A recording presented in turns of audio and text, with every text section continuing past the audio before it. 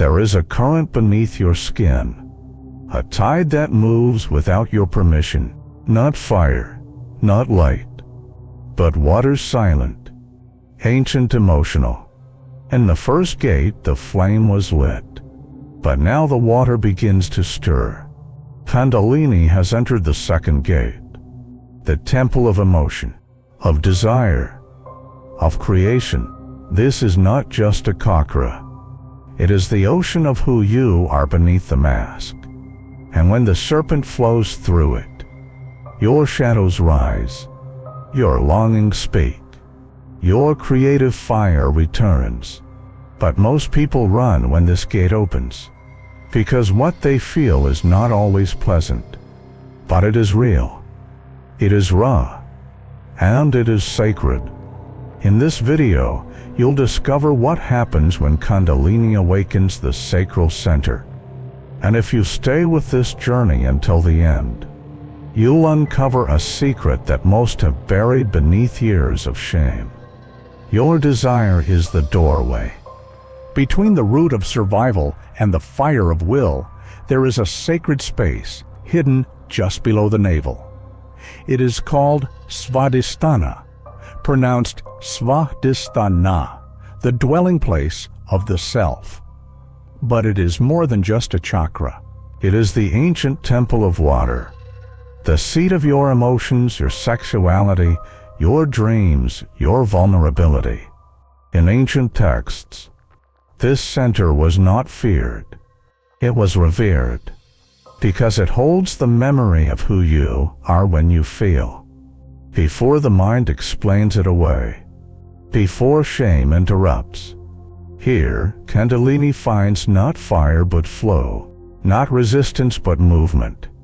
It is the domain of water, and water does not rise like fire.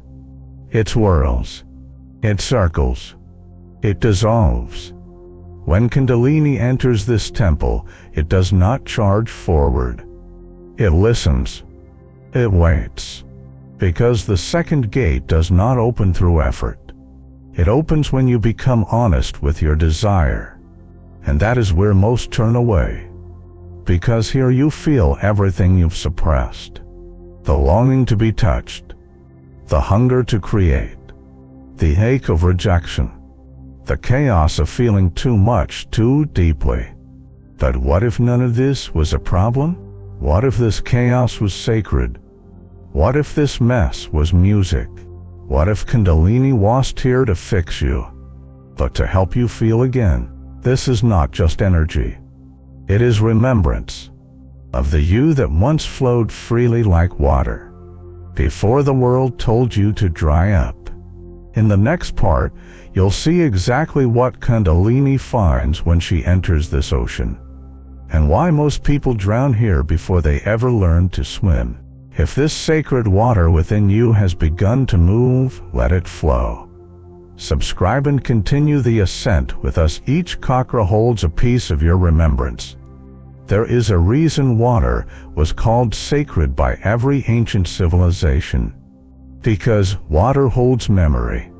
And in the second chakra, svadistana, non, it holds your memory. This is the place where unprocessed emotion lives, not in the mind, not in the muscles, but in the field of water that flows just below your belly. When Kundalini enters here, it doesn't act like a fire. It behaves like a mirror. It reflects everything you haven't felt fully: the ache of love lost, the rage you swallowed to survive, the joy you denied because it felt too big.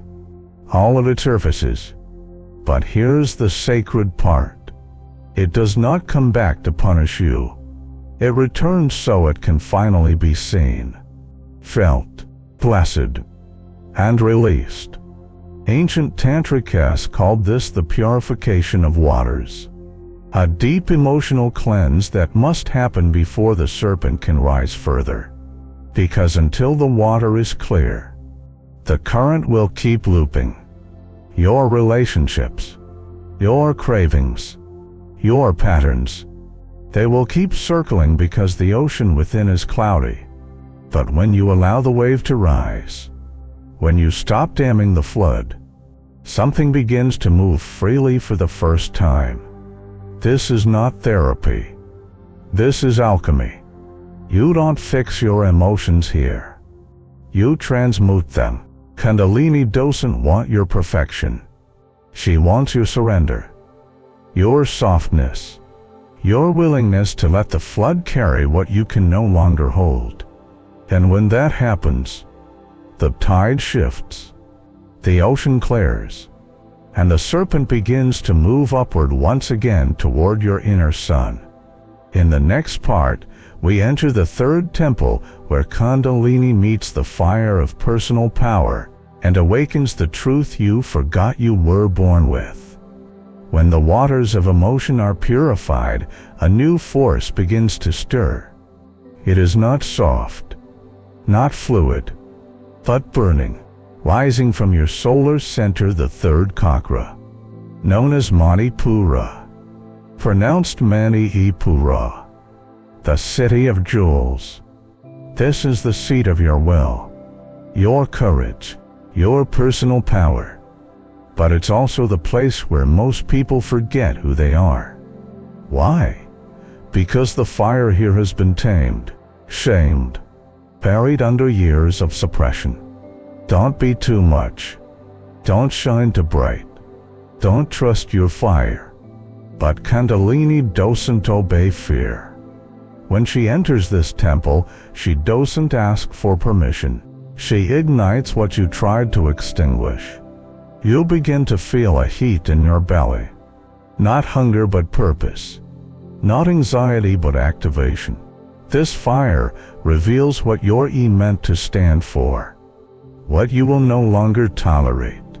It burns the fog of self-doubt and lights the path of inner sovereignty. But be warned, this is where ego can hijack the flame.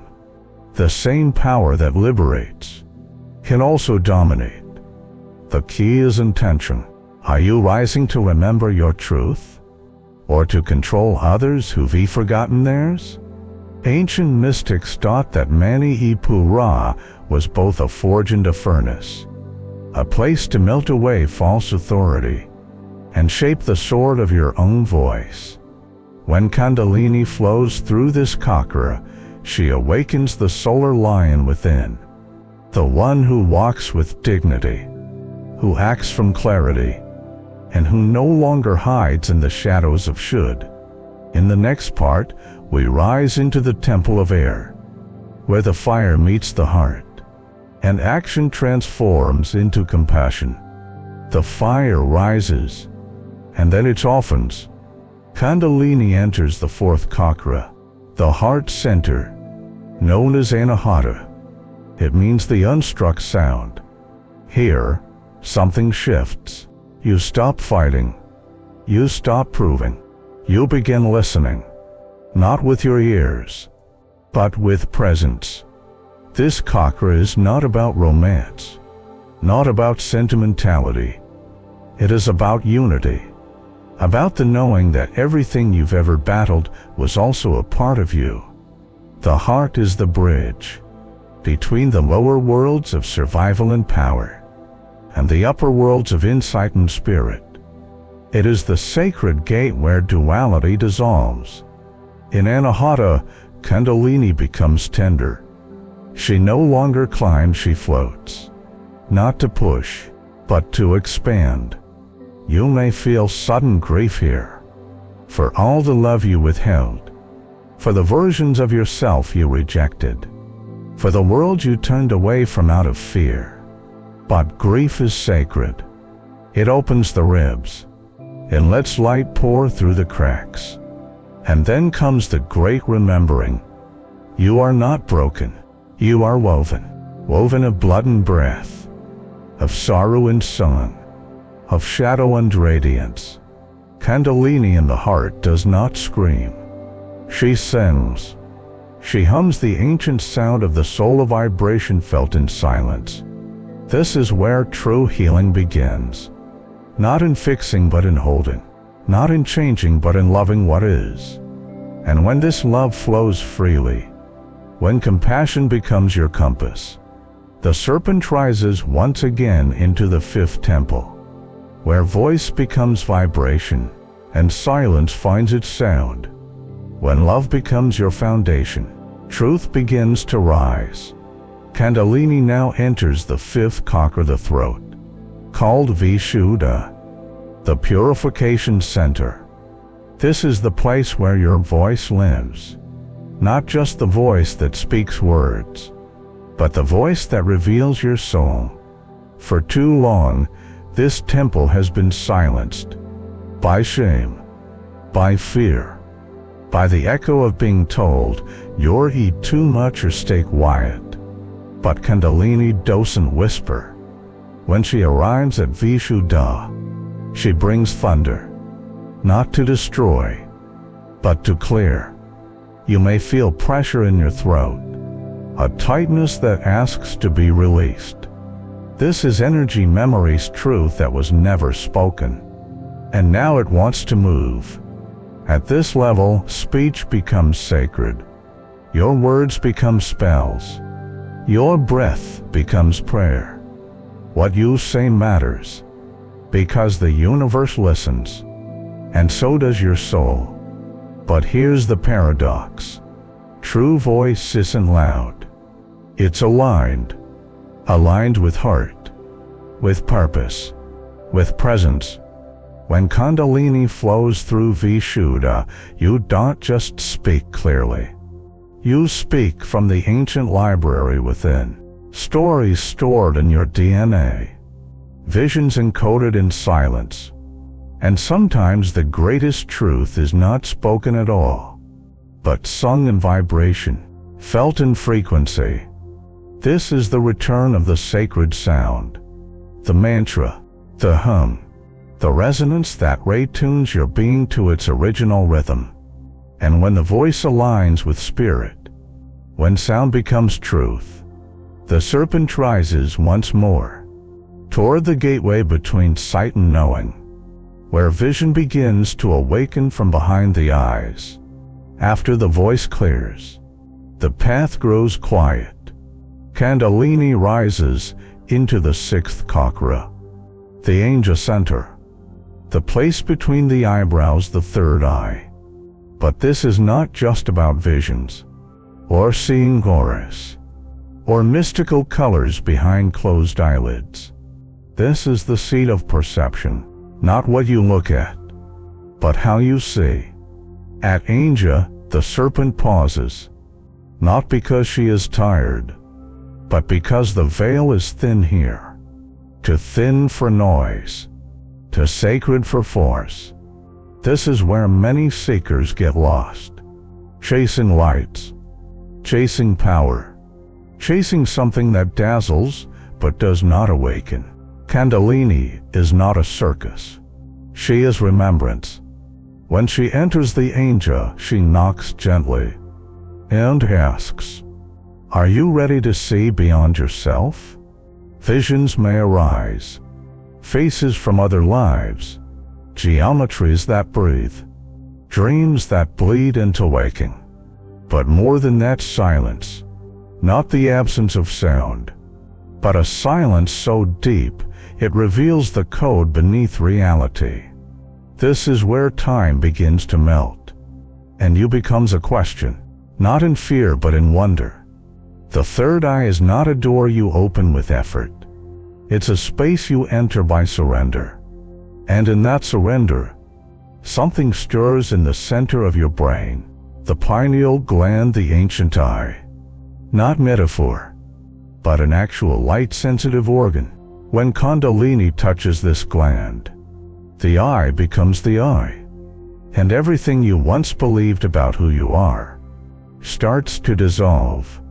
In the next part, that dissolution will complete.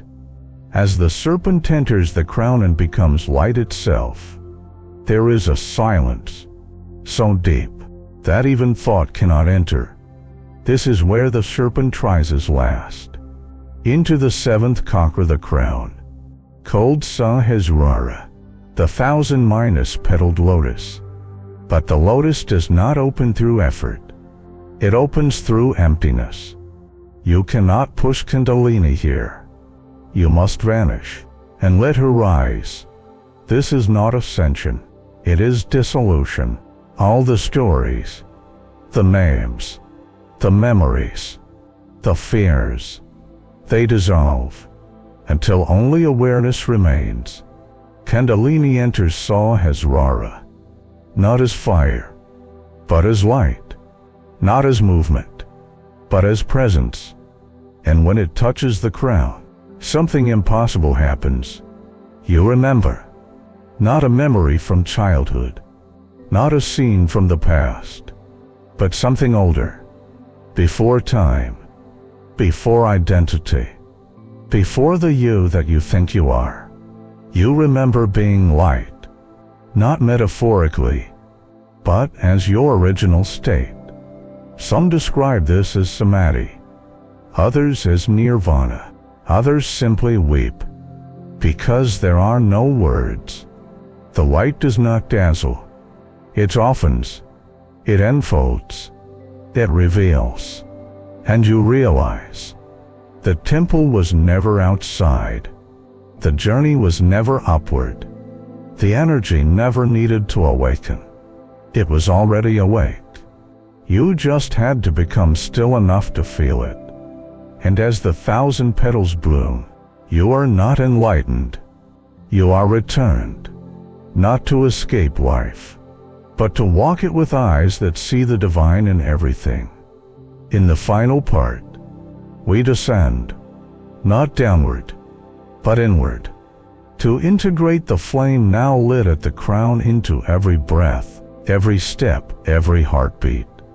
The light has risen, the petals have bloomed, the crown has opened, and now you return, but not as the one who began this journey. You return as the flame itself.